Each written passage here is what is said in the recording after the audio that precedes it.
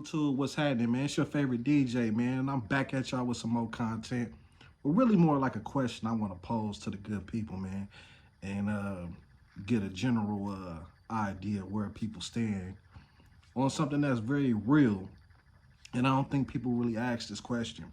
We live in a day and age where everybody trying to like uphold street culture and gangsterism, certain codes and ethics, even though they may not be a part of the street life necessarily, but everybody has seemed to bought into this narrative online. So I want to ask y'all a question. Jay Hood Dad is just a trending topic. And I'm gonna stand with my father at all times.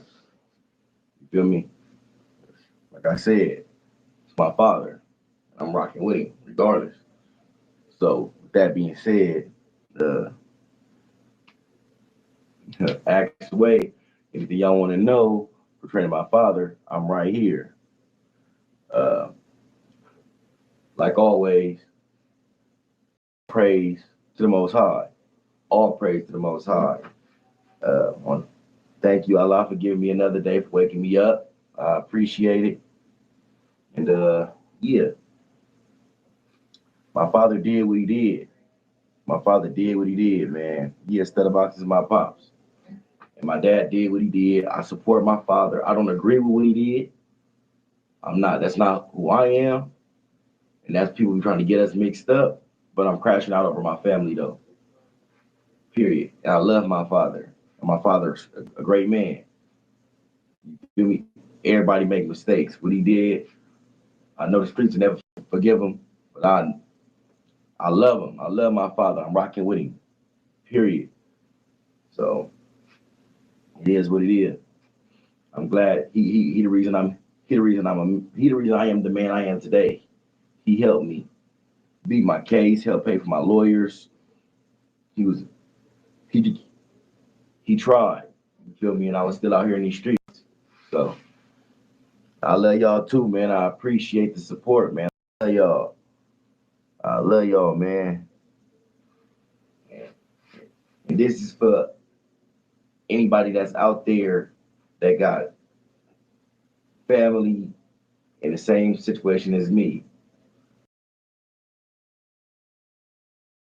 your loved one. That don't make no sense. How can you turn your back on your loved one? Who does that make you? How are you solid if you turn your back on your loved one?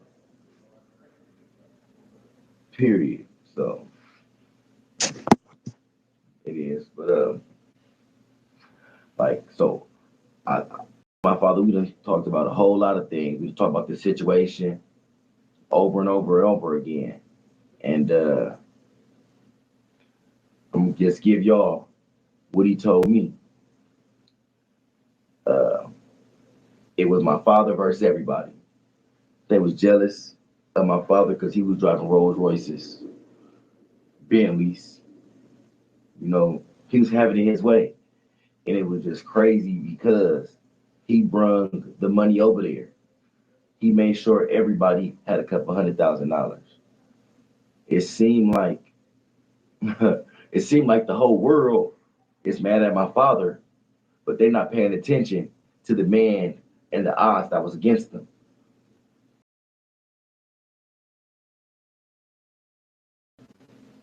Everybody broke the rules.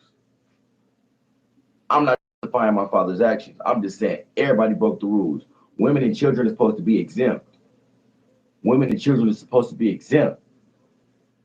This dude, a reliable source, called my father and said, "Hey, man, he dead now. Dale Dog just told the homies to go kidnap your niece." At the time, my cousin Aunt Bernicia was like 11. So my dad did what he did. My dad did what he did.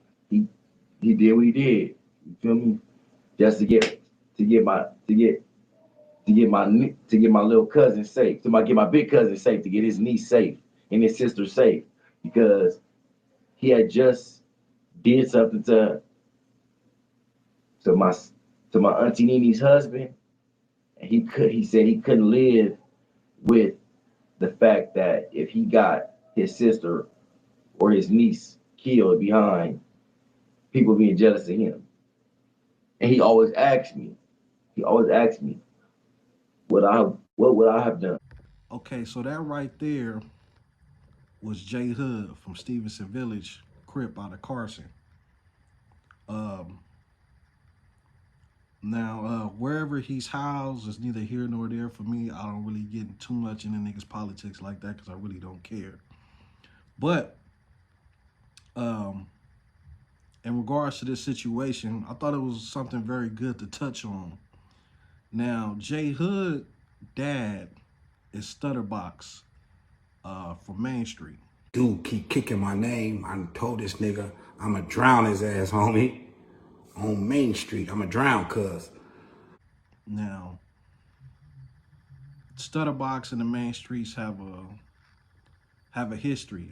If you want to go look into it, there's some case files. I think it was a federal case where he had turned witness and when did his thing in the court, I guess. But I want to ask y'all, would you stand on business behind your family or would you choose the streets? Now, this situation right here, I mean, it really don't get no realer. This is that man's niece, or was that man's niece, right? Now, imagine you being from whatever section, Crip, Blood, SA, Pyro, Hoover, you feel me? Either one, right? Everybody got their politics, but the one thing they have in common is a code that they're supposed to uphold themselves or hold themselves to, right? Okay, so you in the streets, you playing ball, you do what you do. We ain't getting into the specifics. Those that know, they know. A situation hits home. Somebody from your section, from your hood, puts the word out to kidnap a family member, your niece. Of Robert Ross, aka Stutterbox. Liddell Rawls, who prosecutors said was the leader of the Main Street Mafia Crips gang, would be accused in a criminal complaint filed in February 2011 of directing members to kidnap. Right? Your sister's daughter or your brother's daughter, right? 11-year-old, ain't got nothing to do with the streets. She's not a part of the situation at all. Her only affiliation to some street shit is being the niece of somebody that is in the streets. So they kidnap or attempt to kidnap your niece. What do? Do you uphold the street code and let the streets handle it, i.e. yourself or whoever you affiliated with? Or do you go to those people? Now, I feel like in Stutterbox situation, for this situation, it's a bit of a catch-22. It's like damned if you do, damned if you don't. Now, let's say he had chose to uphold the street code, right? Fuck it, you know what I'm saying? If I'm in the field, I'm in the field, you know what I'm saying? And it's time to play ball. Okay, let's say you go play ball, right? You get the low or whatever info you need to go handle your candle. And the mission is incomplete. Mission failed. You either get, you know what I'm saying, you get deleted in these streets, or they take you, or them people take you up off the streets, and you risk something happening to your niece, right? Or do you go the Stutterbox route and go to them people with the information that you got to save your niece? I just want to pose that question for y'all. Would you be able to look your family members in the eye, right? You knew this information. You knew who to go get. You knew the reason is why. You are the reasons why, right? Because you from this section. These are your comrades. right?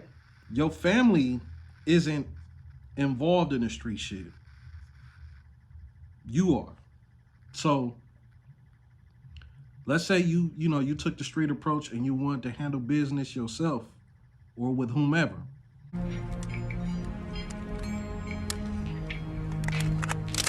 Yeah.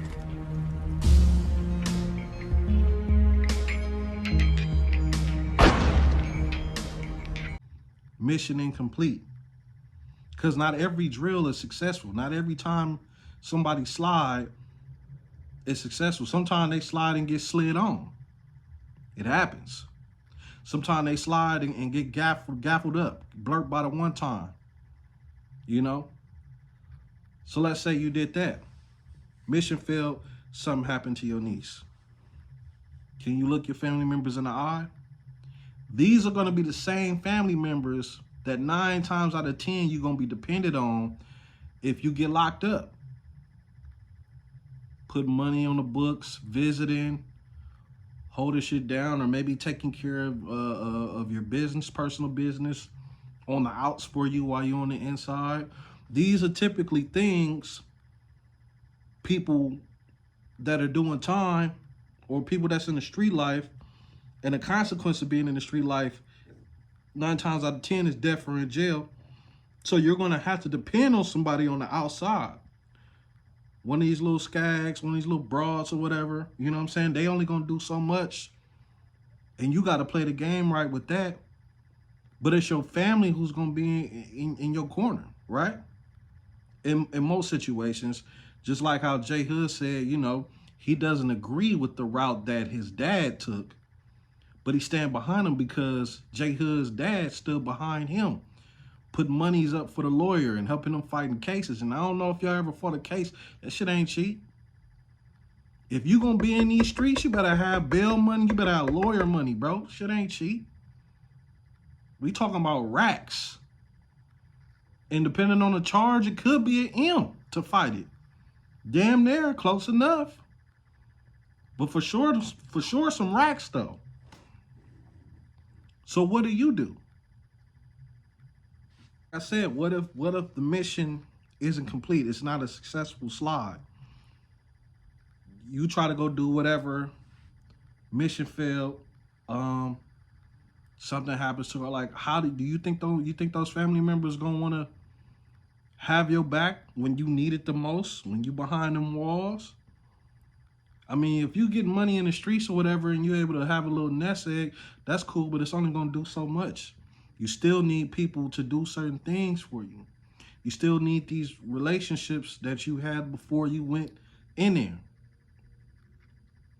All right? Are you going to be able to look your brother, your sister, your moms, whatever, your family in the face, knowing that you could have did something to stop it, but you chose the other route, which I'm not saying you wrong for, because if you are in these streets,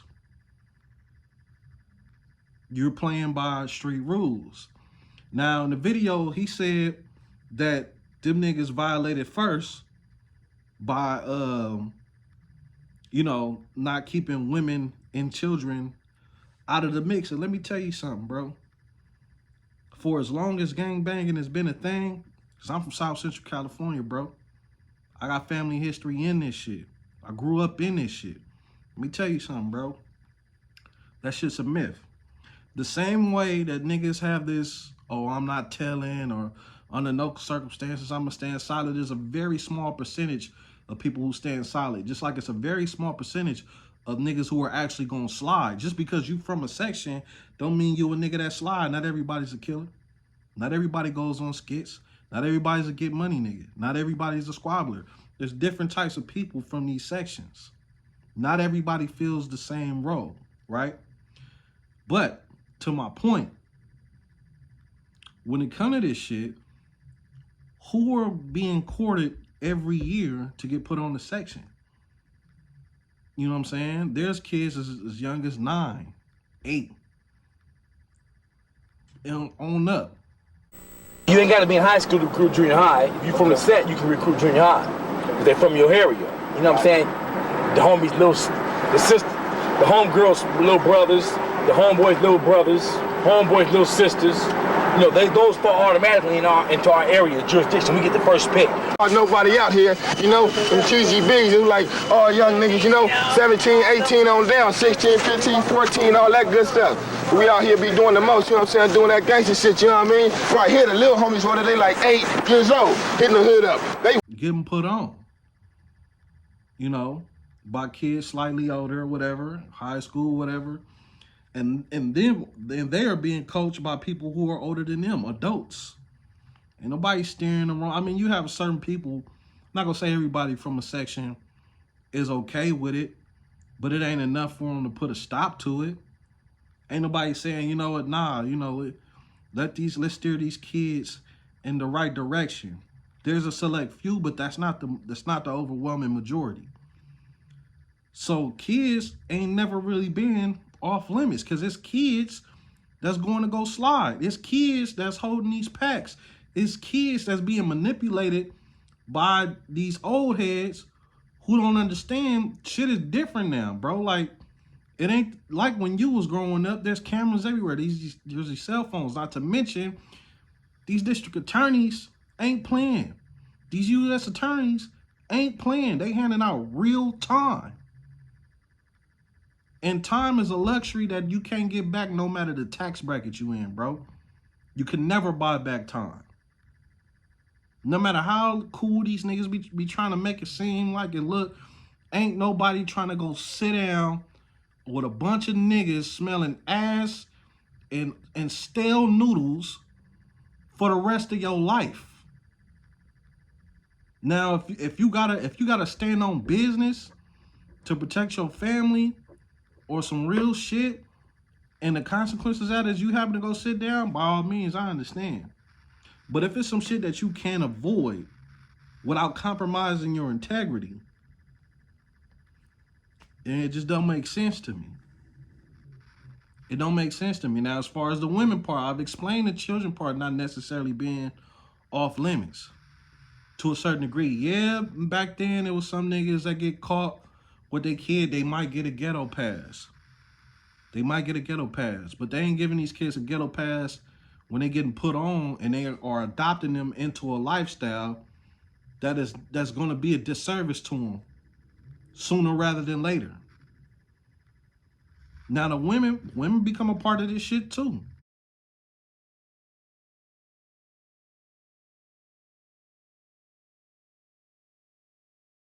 Some female gang members, there's some females out here that play ball.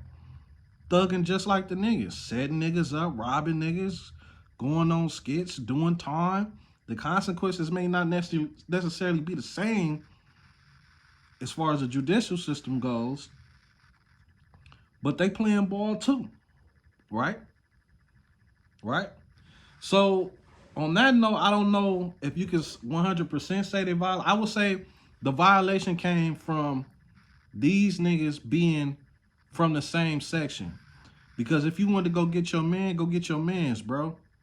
There's no reason for you to go, oh yeah, I'm hating on this nigga. Whatever narrative that J Hood was saying, whether it was hate or whether they had a valid reasoning to want to go after their own homie, there was no reason to involve the kid or his niece. It was no reason for that. But all of this is for y'all to answer that question, man. And I would love for y'all to get in the comments and let me know what y'all think, man. It's your boy, Mr. DIZ Dash, man. Hit that notification bell. Like the video. Don't be afraid to comment, whether it's negative, positive, whatever. You want to roast, you want to actually answer the question. Go on right ahead, man. We all for it, man. But until next time, peace.